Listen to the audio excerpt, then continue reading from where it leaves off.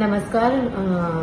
વૈશ્વિક યુદ્ધના કારણે અત્યારે જે એલપીજીમાં પરિસ્થિતિ ઊભી થઈ છે એના માટે આજે છોટાઉદેપુર ખાતે બધા ડિસ્ટ્રીબ્યુટર અને એજન્સીઝની મીટિંગ લેવામાં આવી હતી.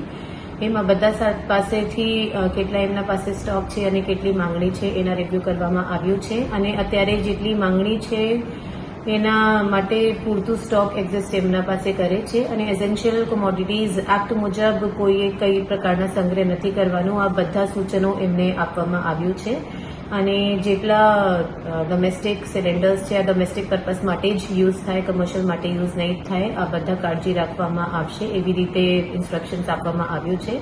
હું પબ્લિકને અપીલ કરું છું કે અત્યારે જે પેનિક ચાલી રહ્યા છે કે ખરેખર સ્ટોક નથી કે પછી આપણે એલપીજી સિલિન્ડર નથી મળવાનું, બધા ર્યુમર્સ છે એના ઉપર તમારે કઈ પ્રકારના વિશ્વાસ નથી કરવાનું. અમે લોકો એન્શ્યોર કર્યા છે કે સ્ટોક પૂરતું રહે અને તમે સમયસર મળી જાય.